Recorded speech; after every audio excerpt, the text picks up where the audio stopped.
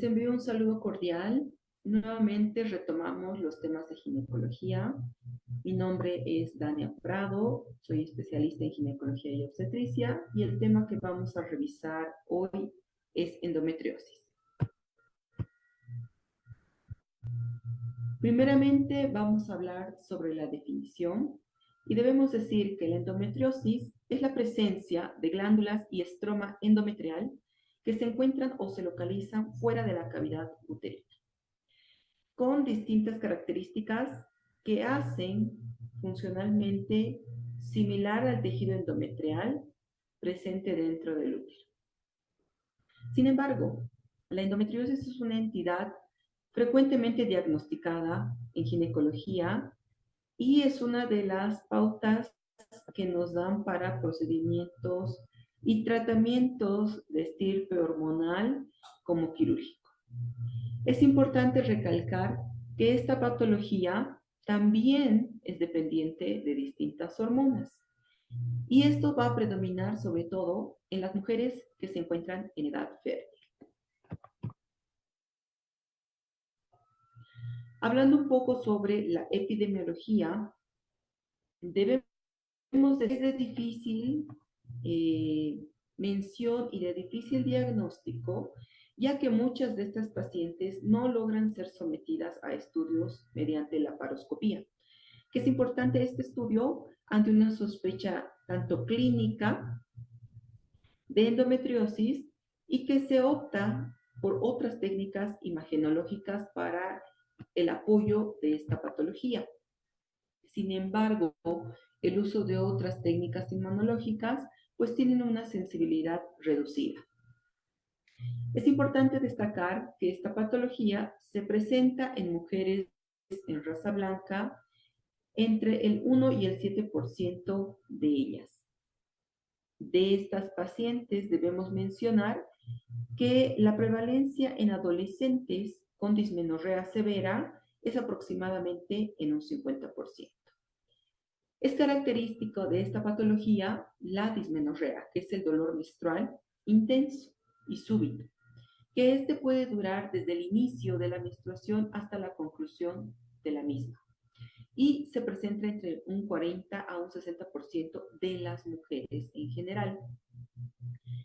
También en este grupo, pues, las mujeres que acuden muchas veces con temas de infertilidad, es decir, que no pueden lograr un embarazo, acuden entre un 20 y un 30% de las pacientes.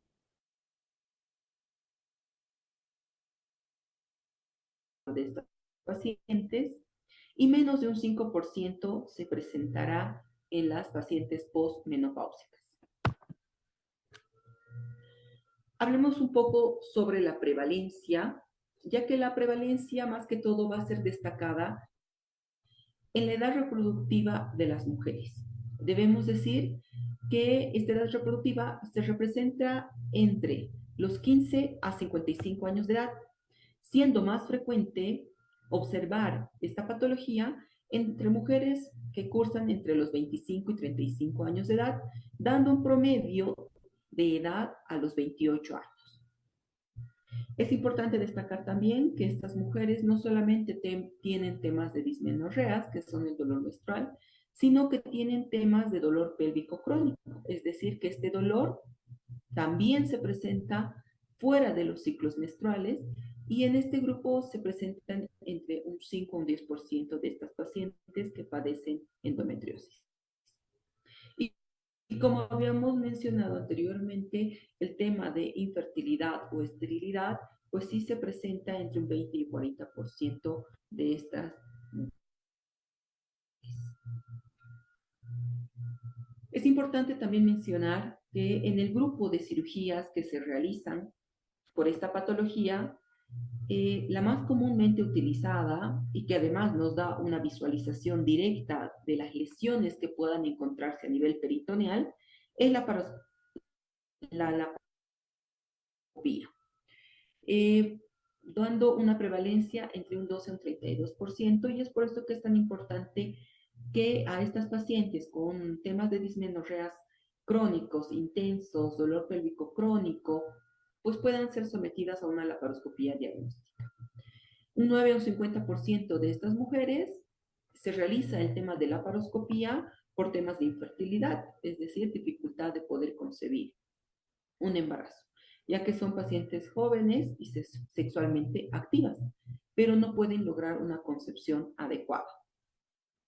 Y un 50% de estas mujeres, normalmente adolescentes, se les realiza una laparoscopía sobre todo por temas de dismenorreas crónicos e intensos y los dolores pélvicos crónicos que ya les había mencionado.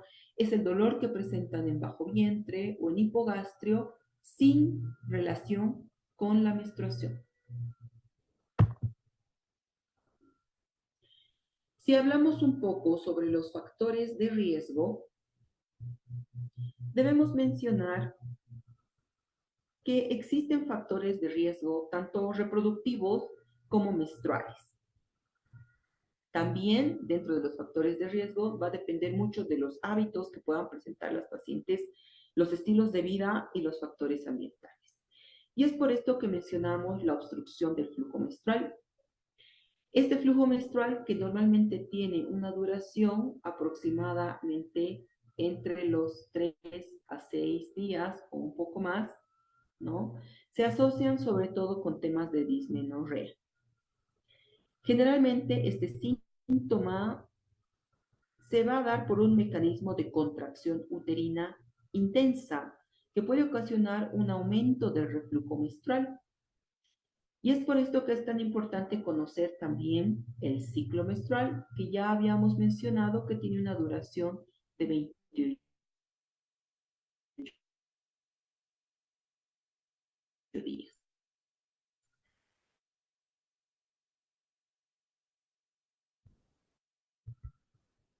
Entre 6 y 7 días van a corresponder a la menstruación.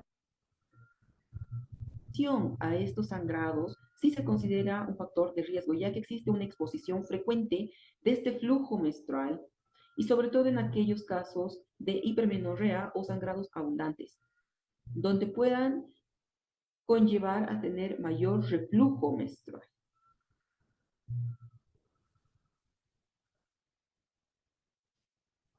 Otro factor de riesgo también importante, pues, es la menarca precoz.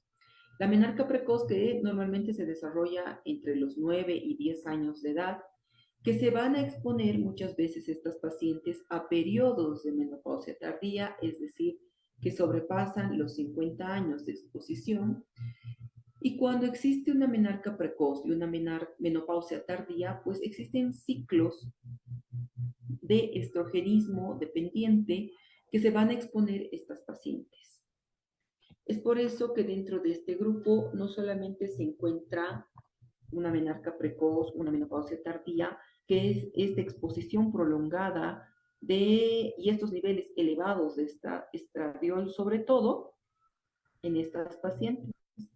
También es importante mencionar el tema de obesidad, ¿no?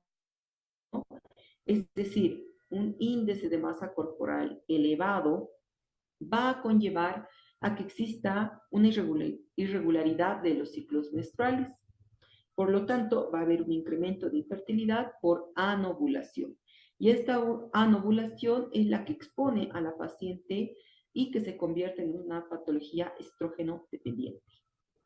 Importante también mencionar otro tipo de hábitos, como ser la ingesta de bebidas alcohólicas, también del tabaquismo, ¿no? La exposición a consumo frecuente de carnes rojas, de grasas trans, que estas también van a conllevar a que existe una alteración a nivel del tejido graso. Y a nivel del tejido graso, pues va a actuar la aromatasa, que va a provocar producción mayor de estrógeno.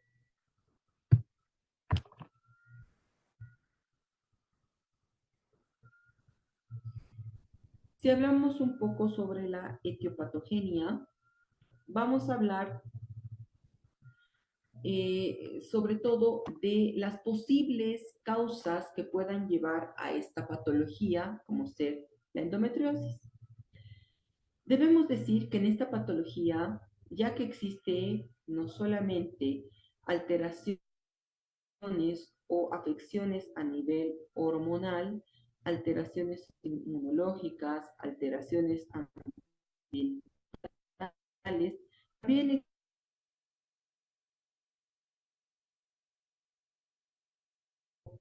varias teorías que intentan explicar mencionando y son las más destacadas y frecuentes. Una de ellas es la menstruación retrógrada, teoría de Sampson o teoría de la implantación. Esta teoría fue descrita en 1927 por el doctor John Sampson, que propuso justamente esta teoría de la implantación, donde propone que el tejido endometrial era un refluido a través de las trompas de falopio durante la menstruación. ¿Qué ocasionaba esto? Pues que existiera una implantación en la superficie peritoneal y órganos pélvicos. Esta teoría, pues, denota que haya una menstruación retrógrada, primeramente por las trompas de falopio. Segundo, que las células endometriales refluidas se encuentran viables en cavidad peritoneal. Tercero, que el reflujo de estas células endometriales se encontraban en condiciones para adherirse al peritoneo. Al provocar esta adhesión de estos distintos fragmentos endometriales, pues se adherían al mesotelio peritoneal con una posterior invasión a los distintos órganos. Por ejemplo, peritoneo a nivel peritoneal, la invasión a nivel ovárica,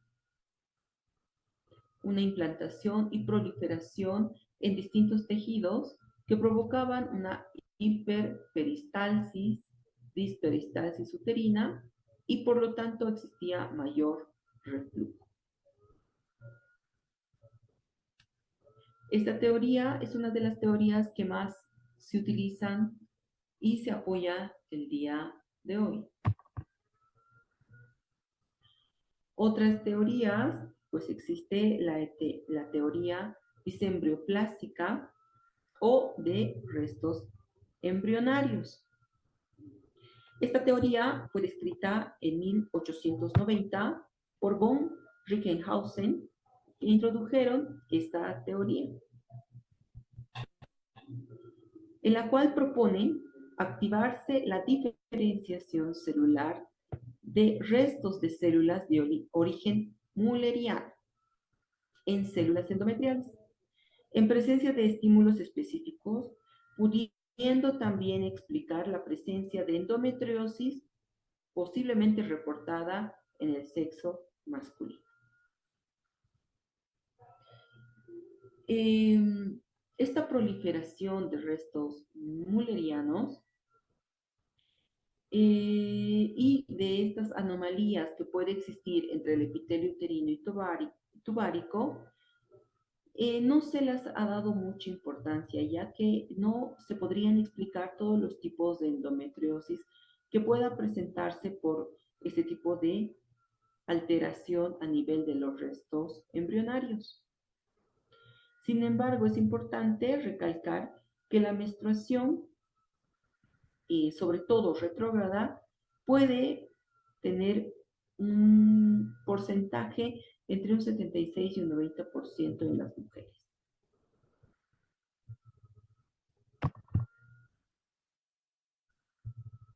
Otra teoría es la diseminación linfática vascular y hematógena, descrita en 1920 por Halban y Sampson, que sugirieron que la endometriosis podría ser resultado de una diseminación linfática o hematógena de las células endometriales. Existen evidencias que podrían sugerir que este mecanismo de diseminación vía linfática pueda incluso implantarse en la pleura, a nivel del ombligo, en el espacio retroperitoneal, a nivel de la vagina, del cérvix, por la comunicación linfática entre estas estructuras. Sampson demostró además la presencia de tejido endometrial en venas uterinas en mujeres con adenomiosis. Otra teoría es la teoría celómica. Esta teoría de metaplasia celómica fue descrita por Ivanov y Meyer. De acuerdo con esta teoría, la endometriosis surge como resultado de la metaplasia de la serosa peritoneal. Estos cambios metaplásticos se producen a cambios hormonales que puedan presentarse en cada mujer. Y es por esto que esta teoría está basada en el origen embriológico común del conducto de Müller y el epitelio germinal del ovario. Esta teoría embriológica demuestra que el peritoneo pélvico, el epitelio germinal del ovario y los conductos müllerianos son derivados de la pared celómica.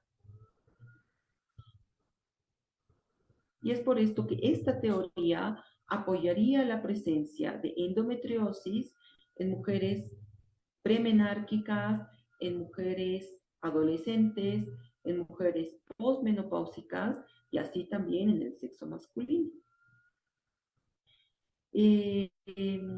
Otros sitios de implantación no habituales de esta teoría pueden ser en las extremidades, en cavidad pleural, etc.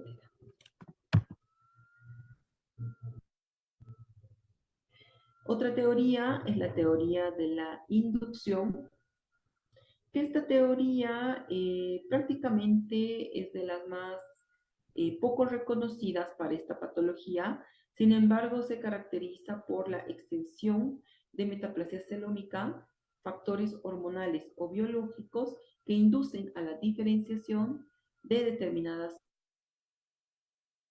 células para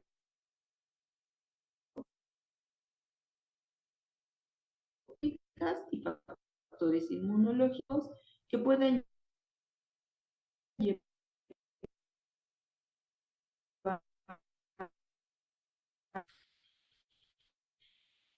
también es muy poco reconocida en esta patología porque el tejido endometrial puede diseminarse a través de la pared abdominal anterior de eh, procedimientos quirúrgicos como ser una cesárea.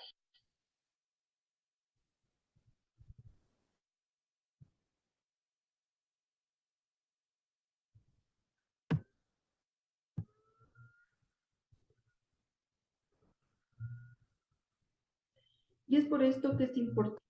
Y al ser dependiente puede conllevar a esta patología de endometriosis que no es nada más tejido.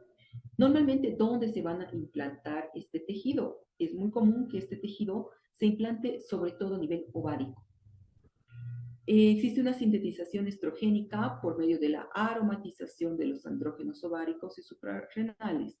Esta aromatización también es favorecida por el tejido graso y es por esto que en aquellas pacientes con obesidad o sobrepeso también se declara que existe esta alteración estrogénica por este tema de la aromatización. Los implantes endometriósicos que expresan aromatasa y deshidrogenasa 17 beta e hidroxiesteroide tipo 1 y la deficiencia de la 17 beta hidroxiesteroide tipo 2. Existe también una participación a nivel del sistema inmunitario,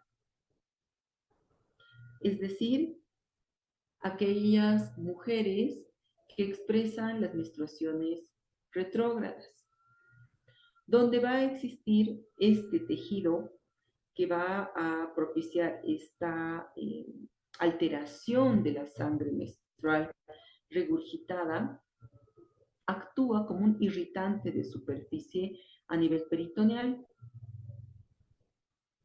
Y es por esta irritación que pueda provocar a nivel peritoneal que se da una actividad fibrinolítica intraabdominal. Al existir esta actividad fibrinolítica, pues las células van a propiciar que exista liberación del factor de crecimiento de endotelio vascular y el factor de permeabilidad vascular, responsables de distintos fenómenos inflamatorios. Este proceso inflamatorio pues, va a estar dado por tejido de macrófagos, linfocitos, las natural killer, alteración de la respuesta o de la inmunidad humoral y celular y la deficiencia de las señales del factor de crecimiento y citoquinas. Si hablamos un poco sobre la fisiopatología de esta patología, debemos decir que existen tres fases en esta patología. La primera fase de contacto, una segunda fase de adhesión y una tercera fase de invasión. Si nosotros hablamos de la fase de contacto, debemos mencionar que cuando existe la menstruación retrógrada que habíamos mencionado en la teoría de Samson, que se daba esta menstruación anormal, regurgitada a través del útero, que salía por la trompa uterina y que daba lugar a que pueda implantarse en distintos segmentos de cavidad peritoneal, sobre todo a nivel del ovario, pues esta primera hipótesis apoya a que existan estos cambios de actividad fibrinolítica intraabdominal.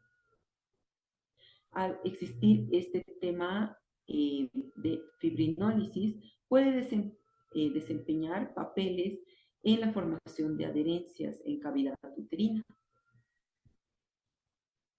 La combinación del exudado de fibrina como consecuencia de un daño peritoneal y la disminución de la actividad fibrinolítica pueden llevar a la formación de adherencias.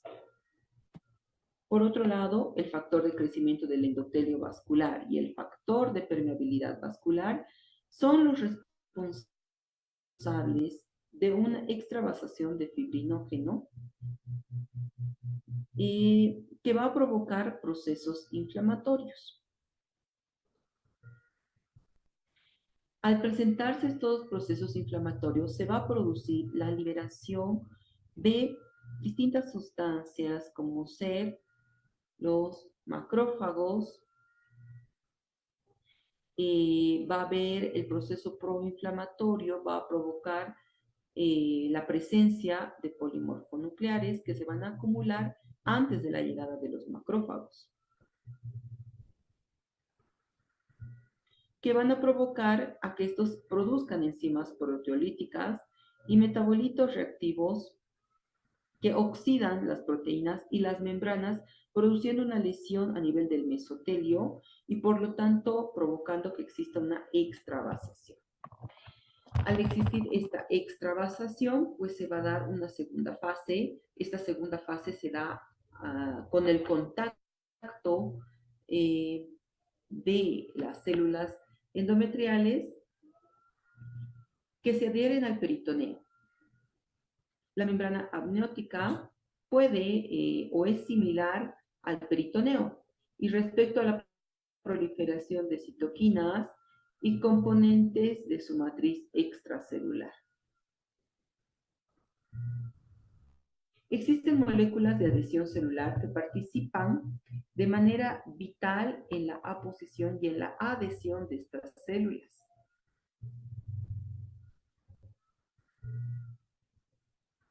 Para que exista esta liberación de los distintos factores que van a propiciar a procesos de inflamación. Así es, en la fase de invasión, pues debemos decir que las lesiones endometriales van a invadir la matriz extracelular. Por lo tanto, es uno de los principales componentes y precursor de procolágena tipo 3. También se va a propiciar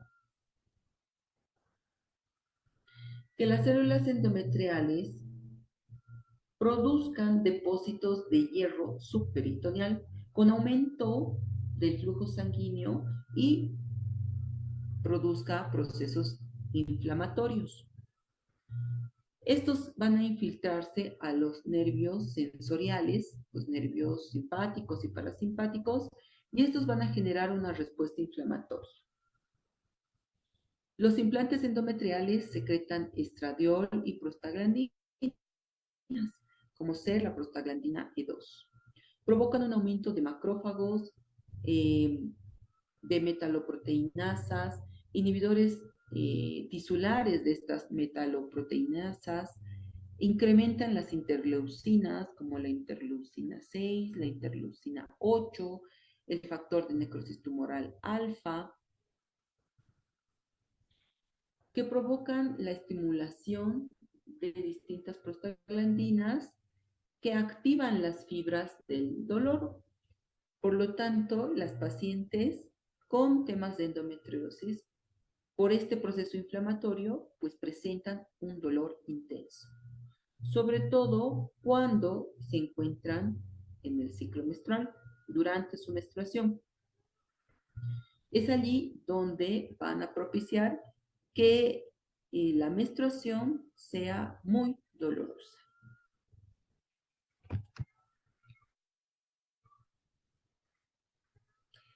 Y ahora vamos a hablar sobre la clasificación de esta patología. Debemos decir que existen distintos tipos de clasificaciones, inclusive por su topografía, por la continuidad de sus lesiones y por su topografía se clasificaba en interna y externa. Sin embargo, existen otros tipos de clasificaciones según el tejido ectópico de implantación a nivel del espesor del músculo uterino o por la extensión anatómica y la gravedad de la enfermedad. Hoy en día, la teoría o la clasificación que se maneja mayormente es la clasificación de Nisol y Donés, que permite establecer los distintos lugares de localización y la severidad de las lesiones. Según la clasificación de la Sociedad Americana de Medicina Reproductiva, publicada en 1979, esta se basa de acuerdo a los hallazgos laparoscópicos.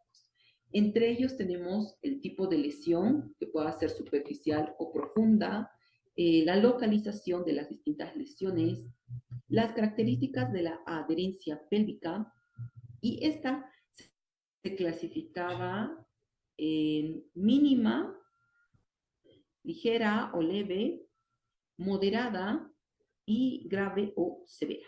Si nosotros hablamos de una lesión mínima, debemos decir que la lesión o el tejido endometriósico es aislado y sin adherencias. Si hablamos de un segundo grado que es leve, diremos que los implantes serán superficiales y menores a 5 centímetros, adheridos o esparcidos sobre la zona o un grado 3. Los implantes serán múltiples, que yacen sobre una superficie o son invasivos. Las adherencias pueden existir peritubáricas o periováricas y estas son evidentes sobre toda la laparoscopía. Y si hablamos de una severa o grave, tipo 4, son implantes múltiples, superficiales y profundos que incluyen grandes endometriomas ováricos. Usualmente se observan adherencias membranosas externas. Y para hacer este sistema de clasificación, pues se han podido evidenciar según el tipo de lesión, su localización y sus adherencias. Como ustedes pueden ver en el gráfico, podemos observar la etapa 1 o mínima, donde valoramos las lesiones que puedan presentarse a nivel peritoneal, a nivel ovárico, ¿no? Que normalmente son superficiales. Ya una etapa 2, nosotros vamos a ver que las lesiones son un poco más profundas a nivel peritoneal. Pueden existir adherencias a nivel ovárico, adherencias membranosas. En la etapa 3 o moderada, la profundidad es mayor a los 3 centímetros, ¿no?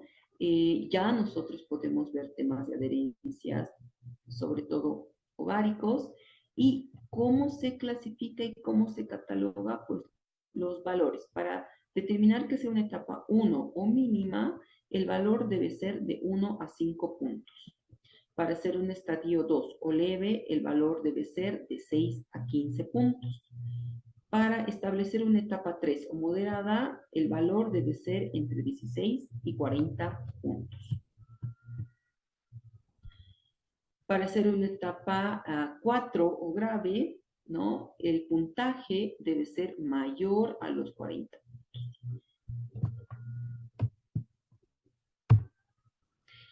Conociendo un poco las localizaciones anatómicas que puedan presentarse en esta patología, pues debemos decir que esta patología puede encontrarse en cualquier parte de cavidad uterina y más allá de cavidad uterina. Por lo tanto, las áreas más comunes son las que se encuentran a nivel ovárico, ¿no? A nivel del útero, a nivel de un apéndice, a nivel vesical, a nivel del tabique rectovaginal, que puede afectar hasta el recto, y claro, a nivel peritoneal, que puedan afectar a nivel del intestino delgado.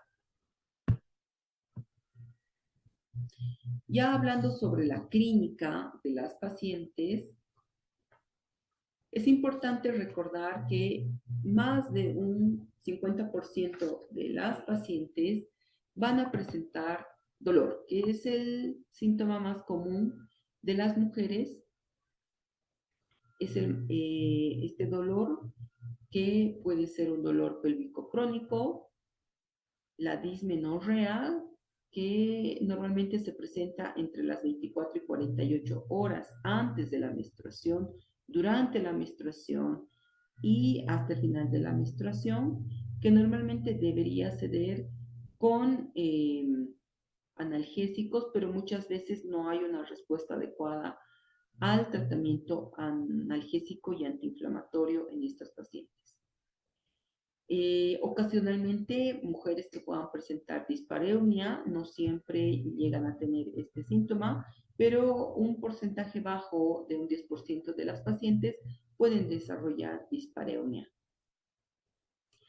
Disuria, mujeres afectadas que puedan presentar una micción dolorosa, una micción repetida, polaquiuria, constituyen manifestaciones raras, pero pueden presentarse. Una disquesia rectal, es decir, una defecación dolorosa que es poco frecuente, pero puede presentarse ya que la invasión del tejido endometrial también puede afectar a nivel de repliegue vesico-rectal o directamente hacia el recto. Pacientes que consultas por temas de esterilidad, entre un 20 y un 30% de estas pacientes, ya que las adherencias causadas por la endometriosis pueden provocar que exista un ovocito anormal, no funcional, y pueden obstaculizar la fecundación a nivel de trompa uterina, y la obstrucción intestinal, que es raro en las pacientes, pero puede estar presente. No solamente afectar a nivel intestinal, sino, como habíamos visto en la anterior gráfica, el intestino delgado, el ciego, el apéndice, el colon rectosigmoides, y es por esto que pueden provocar esta obstrucción intestinal. También puede existir endometriosis a nivel del tubo digestivo, que no es muy común, pero puede presentarse y que se caracteriza esta obstrucción a nivel abdominal por una distensión abdominal, pueden presentar rectorragias, peritonitis, en caso de que se rompa algún quiste, por ejemplo, endometriósico, pueden llevar a temas de una peritonitis química. Y el diagnóstico. El diagnóstico prácticamente es clínico. Se debe realizar una buena inspección de la paciente a nivel vaginal mediante una especuloscopía, verificar que las paredes vaginales no estén comprometidas porque pueden llegar a tener tejido endometrial fuera y que también provocan el tema de dispareunia, sobre todo en las pacientes.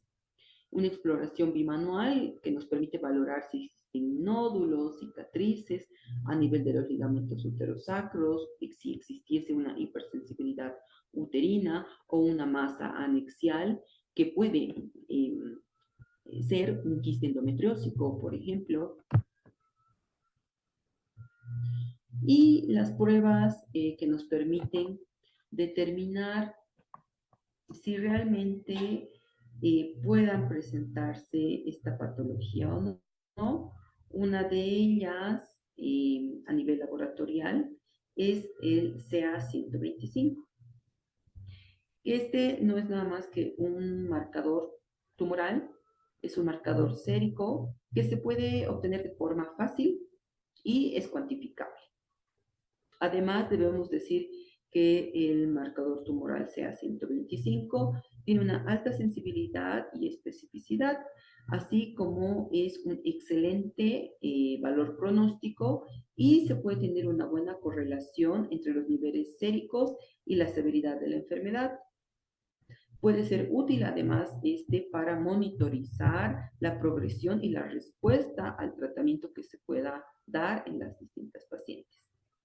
Debemos decir que el CA125 es una glucoproteína identificada en diversos tejidos, a nivel de las trompas, del endometrio, del endocervix. Eh, Habíamos dicho que su especificidad es alta a un 90%, y que los niveles periféricos de CA125 y anticuerpos antianhidrasa carbónica y antiendometrial han sido investigados para poder obtener un mejor diagnóstico en las pacientes con endometriosis. Esta glucoproteína además es un tejido derivado del epitelio celómico embrionario, incluyendo no solamente lo que ya habíamos mencionado, sino también pleura y pericardio.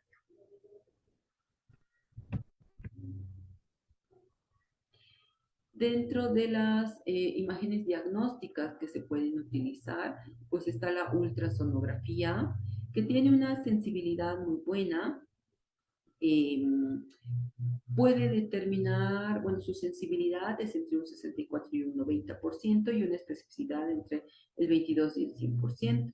Puede identificar distintos tipos de quistes, ya que los endometriomas quísticos van a conllevar a ecos internos tenues, tabiques anchos, paredes gruesas y focos ecogénicos.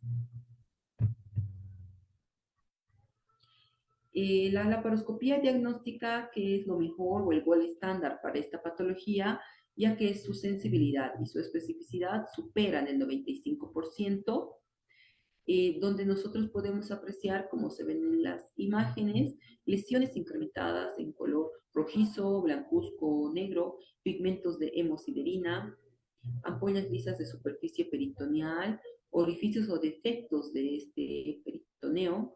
También se puede valorar distintos endometriomas o quistes endometriósicos y las lesiones que puedan presentarse a nivel peritoneal, intestinal, ovárico, vesical, rectal y donde nosotros podamos observar, ya que recuerden que la laparoscopía es mediante una visualización directa.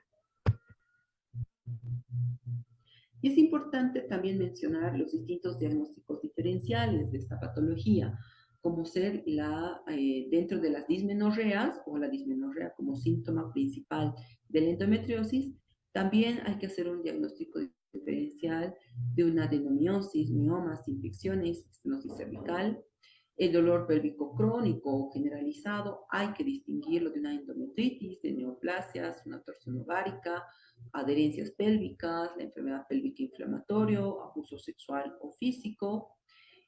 Aquellas pacientes que presentan dispareunia, hay que hacer un diagnóstico diferencial por temas de constipación, alteraciones musculoesqueléticas, congestión pélvica, alteraciones o infecciones urinarias. Aquellos pacientes con temas de infertilidad, hay que hacer un diagnóstico diferencial en temas de anovulación, factores cervicales, deficiencia de la fase lútea, infertilidad masculina, enfermedad o infección tubárica. Y el tratamiento.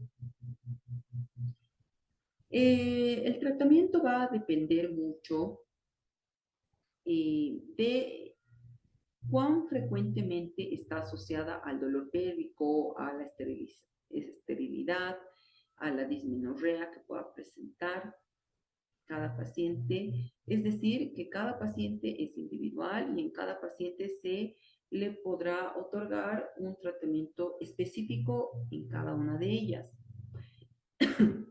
Debemos determinar si estas pacientes pues tienen deseos gestacionales o ya cumplieron sus deseos gestacionales o no quieren tener alguna gestación. Y dentro de este grupo, para el tratamiento de las pacientes, tenemos un tratamiento farmacológico y quirúrgico. Si hablamos del tratamiento farmacológico, pues hablaremos primeramente sobre los AINES, ya que estos pueden ser una alternativa, sobre todo en temas de dismenorrea intensa, ya que inhiben, ¿no?, la isoenzima 1 y la isoenzima 2 de la vía de las ciclooxigenasas. Estimulan la síntesis de prostaglandinas y alivian el dolor. Dentro de este grupo, pues nosotros podemos encontrar el ketoprofeno, el ketorolaco, que puede ser vía oral, vía sublingual, que son de los analgésicos más fuertes que podamos prescribir a nuestras pacientes. También existe el grupo de los anticonceptivos orales combinados. Dentro de este grupo es importante que regulen y reduzcan el flujo menstrual. Lo bueno de los anticonceptivos orales es que son de bajo costo y son bien tolerados. Existe una gran efectividad en el uso de temas de dismenorreas, dispareunas y dolores pélvicos. Al ser en dosis bajas, pues son administrados normalmente vía oral y cada ciclo contiene 21 comprimidos. Las pastillas anticonceptivas van a inhibir la liberación de gonadotrofinas, van a reducir un flujo menstrual, van a estimular la desidualización de los implantes. Por lo tanto, van a otorgar más de un 25% de alivio del dolor y consecuente disminución del flujo menstrual. Dentro de este grupo, pues tenemos varios tipos. Los progestágenos que van a provocar, bueno, una antagonización de efectos estrogénicos sobre el endometrio, provocando esta desidualización inicial y atrofia endometrial. Dentro de estos progestágenos orales está el acetato de medroxiprogesterona, el dispositivo intrauterina con levonorgestrel, que son moduladores selectivos de los receptores de progesterona. Otros, como el acetato de noretinerona, dienogest, también, que también lo contamos en nuestro medio.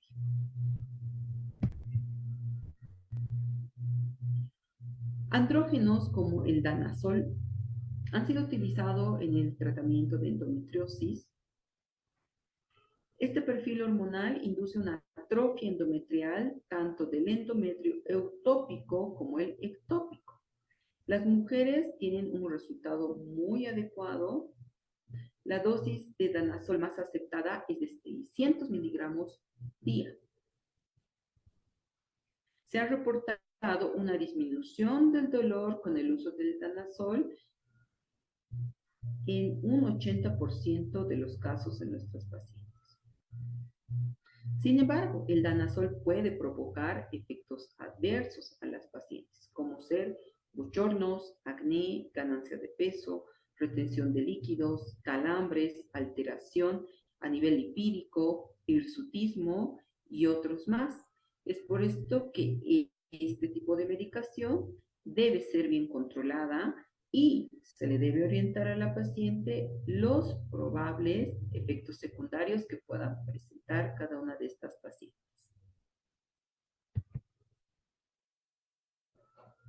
Los agonistas de la gonadotrofina coriónica.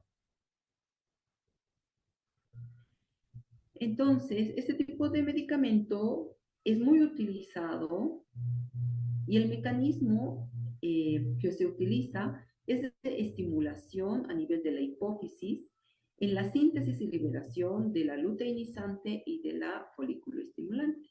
Recuerden que la gonadotrofina coriónica se elimina de forma pulsátil y esta es la que nos va a dar que exista un inicio adecuado en la fase folicular del ciclo menstrual. Por lo tanto, debemos decir que va a provocar que este medicamento pueda conllevar a estados de pseudomenopausia y es por esto que es como un tratamiento coadyuvante. El tratamiento quirúrgico. El tratamiento quirúrgico debe ser de dos formas, el de tipo conservador o el de tipo radical, y esto va a depender según los deseos de cada una de las pacientes. El tratamiento conservador, pues, busca preservar la integridad del aparato reproductor, sobre todo a nivel de trompas, ovarios, ¿no? Y el tratamiento radical, pues simplemente puede provocar una extirpación total de los ovarios, por ejemplo, si es que el problema está allí, o hacer una salpingoforectomía, es decir, la trompa y el ovario, extraerlos para un tratamiento definitivo.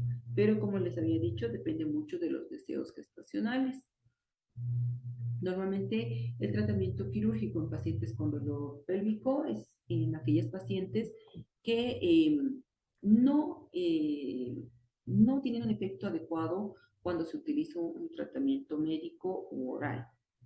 O en alguna complicación, por ejemplo, la ruptura de un quiste endometriósico, que ya habíamos dicho que puede dar una peritonitis química, ¿no? Provocando obviamente una infección generalizada en las pacientes y obviamente debemos entrar a hacer un lavado quirúrgico en pacientes con algún tipo de alteración, eh, como a nivel de torsión ovárica, por ejemplo, por quistes que puedan ser de gran dimensión, una alteración a nivel intestinal, vesical, ureteral o a nivel de los nervios pélvicos.